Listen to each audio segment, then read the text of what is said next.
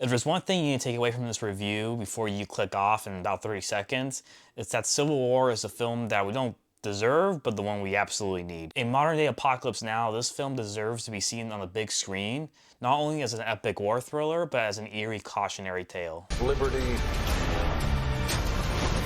and justice for all. Go, go, go, go, go!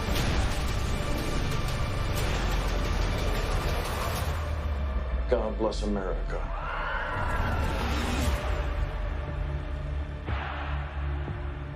Civil War, directed by Alex Garland, takes place in the near future where a group of war journalists attempt to survive while reporting the truth as the United States stands on the brink of civil war. What I really loved about this film was that it wasn't sensational or hammy. It's not a cheap blockbuster that's trying to cash in on the real anxieties that people have of social division or social decay. Civil War has a lot of reverence and what could be a really horrific situation that can happen in any country. A lot of people have accused Alex Garland of taking a centrist position in this film, which some would say is cowardly, but I disagree in that I think that the film does not take a centrist point of view, but rather a realist point of view. A realist point of view being, showing the reality of what would happen if a civil war happened in America. It would be horrific, to be chaos, it'd be apocalyptic, really. The film does that by purposely obfuscating the ideology of the film. Where are the factions in the film? We have the Western Forces, which is California and Texas, the Florida Alliance,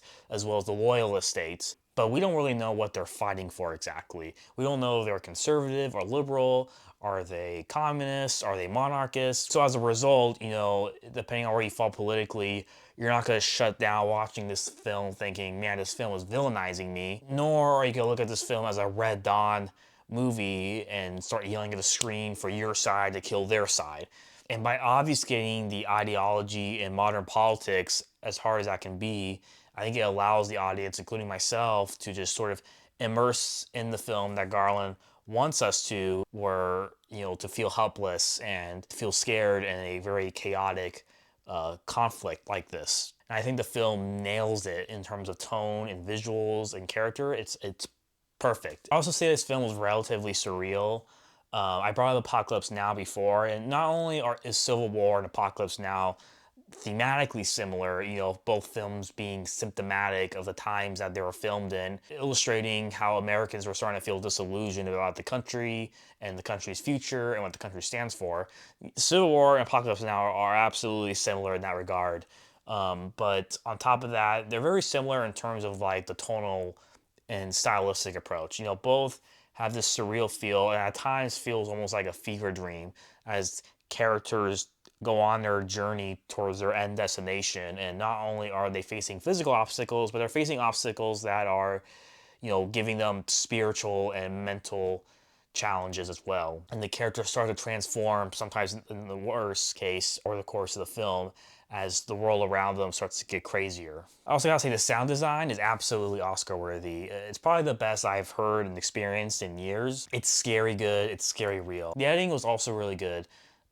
The film has a really great pace of keeping this momentum going. There is nothing that I would remove, and in turn, there's nothing that I would add to the film because it just does a good job of building up this tension and keeping this momentum going, even on the slow, more personal, character-driven moments of the film. Everything feels very intentional and motivated. Acting was phenomenal. Jesse Plemons, he's getting a lot of attention right now, and rightly so, even though he was only in it as a cameo. But I really thought Kirsten Dunst and Kaylee Spaney were excellent in this film. Kirsten Dunst plays this worn-out journalist who's just numb to the pain and doesn't really have a lot of humanity left in her. She's seen it all. She's seen all tons of horrific stuff, and she's wondering if her journalism even makes an impact.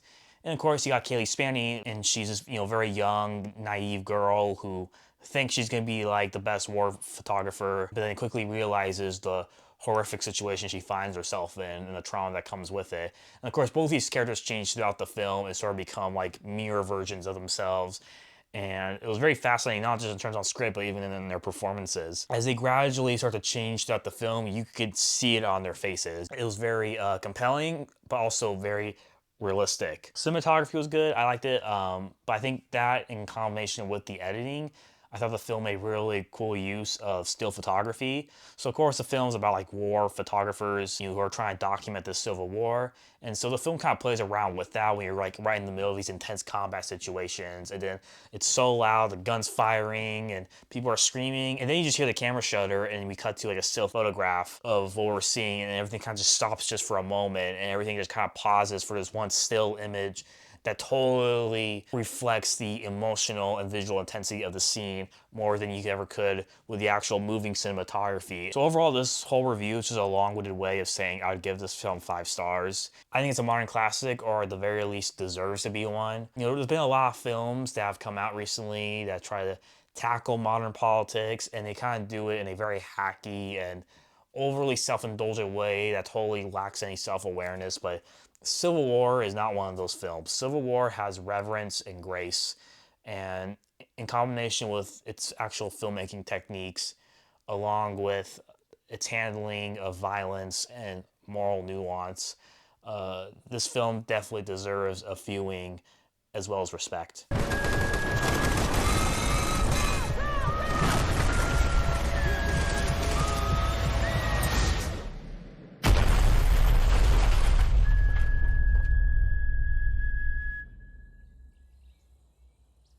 Thanks for watching, guys. Let me know what you thought about the film, and make sure to hit that like button, hit subscribe, comment if you like.